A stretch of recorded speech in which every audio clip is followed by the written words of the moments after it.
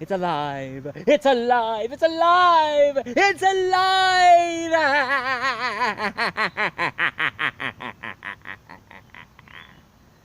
Hey everybody, I always wanted to say that.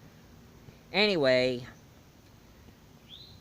welcome for another show of Multi-Voice Reviewer. And today, I'm gonna lay off the, those sci-fi comedy and sci-fi franchises for a while. And don't worry, folks, I'm gonna review Mystery Science Theater 3000 soon. It's just, ever since my tablet started acting up again, and I need to learn to, do whatever my friend does to my tablet to get it back online. Yeah, turns out my tablet, it always keeps popping up saying my IU stopped working. Of course, it's new. I mean, it's a new thing, it keeps popping up. It's because of too much updates, I guess. Too many updates. But you know one thing I should be doing? I should trade up for a laptop. At least I can try one thing I wanted to try. Live streaming. But anyway, enough of that. Let's get to the review, shall we? The review I'm going to do today... Oh, this is a different one. And this one I got on VHS. And the review I'm going to review for you today is none other than... Rodger Corman's Frankenstein Unbound. Now, this was a very interesting B-rated... Well, I mean, it is B-rated, but it is a good movie nonetheless. And what's it all about? I'll tell you. The movie was actually based from a novel written by Brian Aldiss.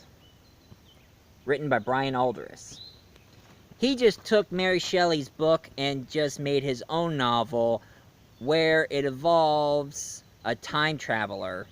A guy who is a scientist from the future who accidentally traveled through time and meet Dr. Frankenstein, but also, surprisingly, Mary Shelley.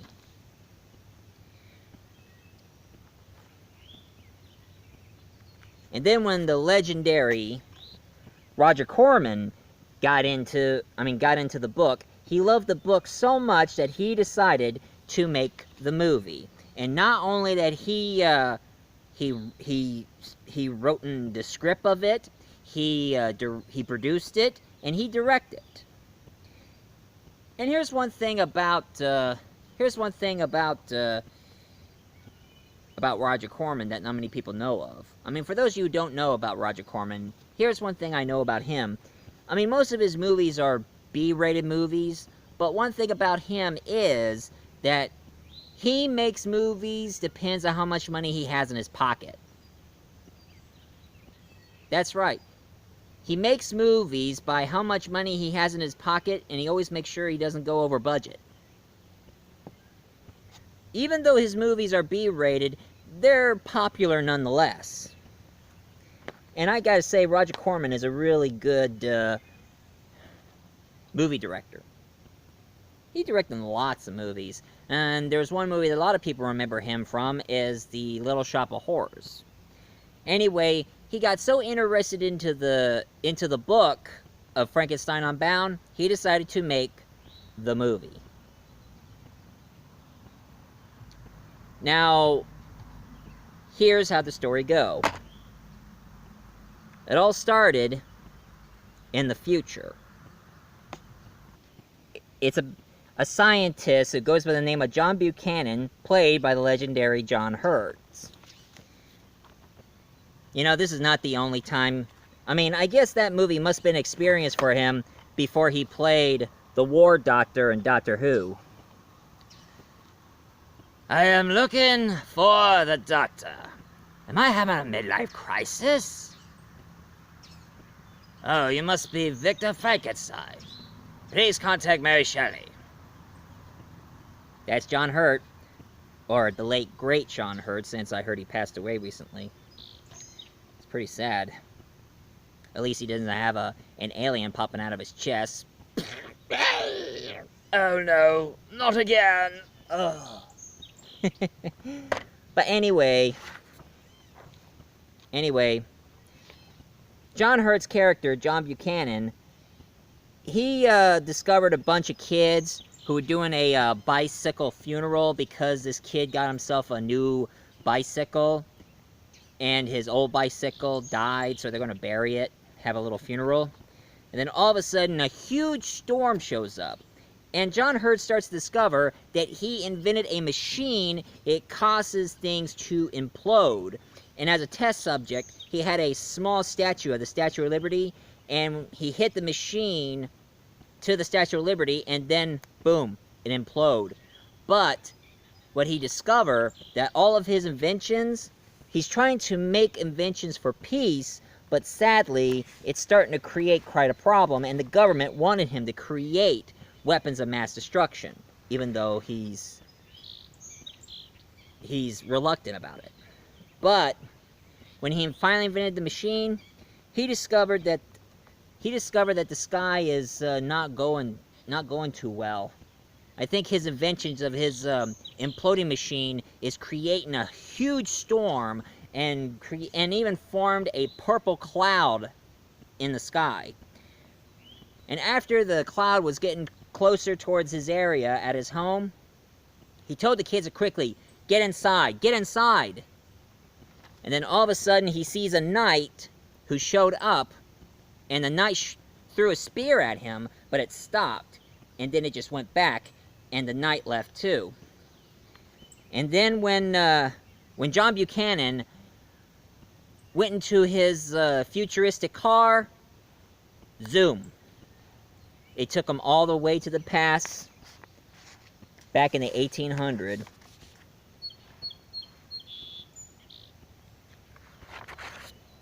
And in that past, here's is what he met Dr. Frankenstein, played by Raul Julia.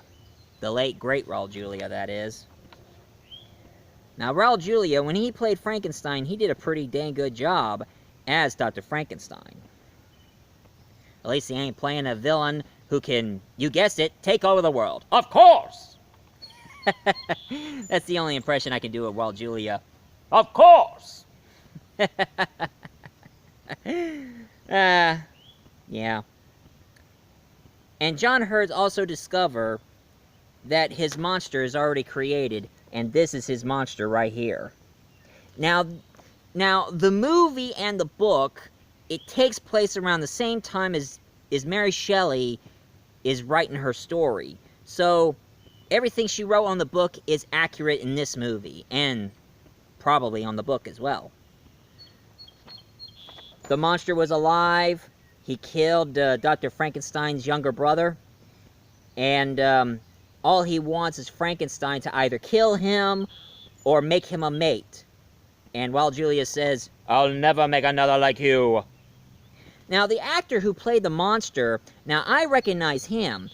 He played Little John on Robin Hood, Prince of Thieves, and also played the bad guy on Gone Fishing. And I also saw him played, he played a guy from the Secret Service on House of Cards, Season 3. The British version, not the Kevin Spacey one. And the actor who played the monster, he goes by the name of this. Nick Brimble. Now, Nick Brimble's performance of the monster is exactly what I would expect him to perform. I mean, he ain't no Robert De Niro from Mary Shelley's Frankenstein. Which that reminds me, I should review that one. Anyway, his performance of the monster was very, very good. Now, even though the makeup work they done to him was, well, it is creepy nonetheless. But instead of having bolts on the neck, he has these metal discs on his forehead. And has 2 thumbs instead of 1. So pretty much he has this. And of course, as you can see from the cover, just like in the cover, his eyes have stitches if you see the close-up in the movie. But not only that that John Buchanan have met Dr. Frankenstein, aka Raul Julia, and the monster, he also met Mary Shelley. And he printed out the entire novel of Frankenstein in his car and gave it to Mary Shelley. And she was like, "I've written all this?" Now, the actress who plays Mary Shelley, she's one of the greatest actresses I know. And she's one of the Fondas. Now, it ain't Jane Fonda. That's for damn sure. Oh, sorry. Sorry, I cussed. But the lovely and irreplaceable, very beautiful and sexy Bridget Fonda. You know, I'm fond of Bridget Fonda. I wonder if she's fond of me. Anyway, John Buchanan met Mary Shelley and Lord Byron and Percy Shelley. And he starts telling Mary Shelley that her book would be an inspiration in the future. And of course, one thing they did add in the movie that I think it's unnecessary, Buchanan sleeps with Mary Shelley. But anyway, turns out that he finally tracked down Frankenstein, and he tracked down Frankenstein, and it turns out that his maid was blamed for his little brother's death. Even though there's one farmer who keeps telling him it's somebody bigger than us, who is stronger, and that girl is too weak. She wouldn't even kill a kitten. But the judges are still stubborn. How stupid can you be? Anyway, Buchanan tries his best to save the poor girl, but it was too late. They toss him into the lake and they hanged her. So now, after meeting Mary Shelley, and he keeps on having these weird dreams, like he's seeing people in agonizing pain, and then all of a sudden he sees somebody seeing his future self, except his face is painted gold with hair slicked black, and started cutting off his limbs with a laser. And anyway, as he's trying to find Frankenstein, he come across Elizabeth, Frankenstein's wife, and also the monster was tracking down Frankenstein's wife. And as he finally stopped her wagon, well, just like in Mary Shelley's books,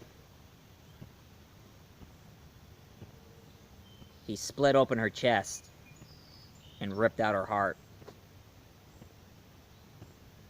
Just like in the book and Mary Shelley's Frankenstein.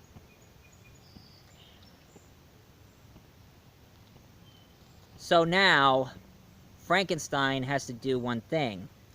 Take the remains of his wife and try to make a bride. But Frankenstein wanted her to live so she can be with him. But the monster, he thinks he made the bride for him. So Buchanan decided to end all this by having his car translate the purple cloud in the sky and hit the beam towards the castle where Frankenstein, Buchanan, and the monster is at. And as Dr. Frankenstein finally successful made the bride come to life, the laser hit the castle, so Buchanan, Dr. Frankenstein, and the monster and the bride, they end up into his future. And it's really, really cold.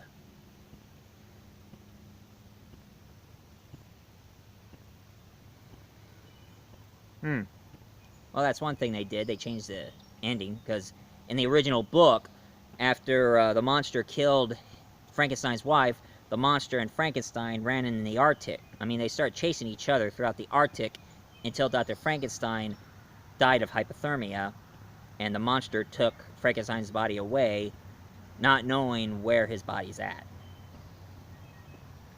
But anyway, in the movie, they finally teleported into his future. And then when the bride woke up, Frankenstein is going like, "Elizabeth, say my name." And the monster's like, "She's with me." And then when she almost starting to say his name, Victor, the monster was like, "No!" And he grabs her, but Frankenstein aimed his pistol at the monster, but Elizabeth grabbed the pistol and shoot herself, because she knew what Frankenstein did. So now the monster got really peed off. He grabs Frankenstein and shattered his spine and tossed him. And as Buchanan, he walked up to Frankenstein and says, "Dr. Frankenstein! Dr. Frankenstein!" And Frankenstein says, "Kill him." So now Buchanan has to put on his cloak because it's really cold outside, and he kept tracking his footsteps until he finally realized that him and the monster ended up in his old laboratory. Because the computer says, "Welcome, Dr. Buchanan. Welcome." And he also discovers every time he raises his hand or do this or this, beams pop up. So, after he shot a couple of rounds with the old-fashioned pistol towards the monster ripped his arm off and ripped his own arm off and used it as a weapon. And then Buchanan, he outsmarted the monster. He kept doing this. And all the beams starts shooting right at the monster. And the beams were killing the monster, going like, "Ah, ah, ah, ah." And then one last beam, when he did this, and then the final beam hit the monster really hard, and he was fried crispy. And then after the monster finally died, Buchanan found an exit from the castle, from his old lab, and he finally went outside, and he was staring out from a distance while the voice of the monster says this, "You think you have killed me, but I am with you forever. I am Unbound." Frankenstein Unbound. And then Buchanan found a city that kind of looks like it's deserted somehow, but he walked towards that city. And that was the end of Frankenstein Unbound. But here's something I want to add to you folks. Now, believe it or not, it was this movie who gave me the idea to make my own Doctor Who audio drama. If those of you have remember my audio drama announcements, I'm sure I'm gonna put a link at the bottom of the screen about my audio drama announcement. But right now I'm gonna show you something that I think you guys are gonna be surprised. I finished my first script of Doctor Who, and it's called Doctor Who Multi-Voice Saga Frankenstein Immortality by Michael Grimm. Now this was now I worked real hard. I took a lot of brains into this in order to create my own Doctor Who audio drama. I mean, I met a bunch of guys who do their own Doctor Who audio drama, and I always wanted to play the Doctor. So, being the multi-voice, that's why it's called the Multi-Voice Saga, I'm called the Multi-Voice Doctor. And one thing it's really neat I'm going to do in this script, I'm going to do all the voices. I'm not kidding. You see, there are like over 7 characters in this script, and I'm going to do all of them, while my friends are going to be doing the sound and the music. Although I did pick one music for Frankenstein, but the rest of the music they can, and of course I did pick a certain Doctor Who theme, pretty much suits me. Sure, it sounds like an 8-bit from a Super Nintendo, but it's my style, so. And one thing I heard from my friend, they read the script, and they said I do have a mixture of horror and humor, because I guess that's my style. I'm not as dark as those guys, but at least I like to mix in horror with humor into it. So, pretty much my doctor, I give out wisecracks and pop culture reference in this script.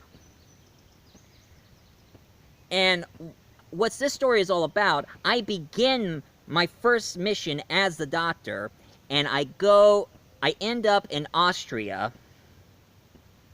Yeah, Austria. And go to Graz University of Technology and meet 20-year-old Nikola Tesla. And that's Nikola Tesla right there. That's what he looks like. And I also found something really suspicious about the headmaster. It turns out that the headmaster is Frankenstein. I mean, it might be a little bit of a spoiler, but the rest of the story is really, really good. I mean, I had people reading my script, and they seem to love it. So, sooner or later, I'm going to record all my voice and give it to my friends while they'll put the sound and the music. Now, I don't know if it's going to show up in my channel or their own channel, but at least I'm a part of something. And they're also planning to have me appear on this huge Doctor Who crossover called the Eternity Box, where I show up and start helping out the guys. And I'm working on the sequel, where I have a companion who's a Cyberman, and Frankenstein succeeded of becoming a god with his new body. But there's more to it in the first one. It explains more about Frankenstein than in the sequel. Because in the first book, he's like 81, and what he's trying to do is trying to become a god by making himself a new body. And he's tempting Nikola Tesla, and I tried to warn Tesla not to do this because this is heresy. But in the second script, the Cyberman helps, and one of my Cybermen becomes a traitor and becomes my first companion. Her name is Hannah, and she's a Cyberman who wants to be human. So, I hope you guys will be looking forward to see this audio drama show up on YouTube, and I hope you guys will enjoy hearing me doing all the voices of all the characters. I don't call myself multi-voice for nothing. Well,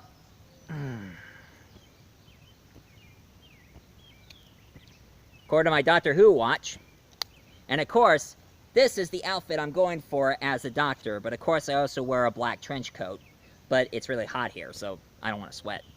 So, this is Michael A. Grimm, aka Multi-Voice Reviewer, and aka Multi-Voice Doctor. Oh yeah, and I'm number 14. Yeah, I'm the Doctor number 14. I'm the 14th Doctor. And it's their own Doctor Who universe, so it's not connected to BBC. So, this is the Multi-Voice Doctor, telling you all next time. Wait a minute, what am I using? I don't use this anymore. Standard issue is insufficient. I got my own sonic screwdriver. This is my sonic screwdriver. And too bad the doctors never had a wrist strap. Because I know that most of the doctors do lose their screwdriver, but at least mine has a wrist strap, so I don't lose it. So now, later guys.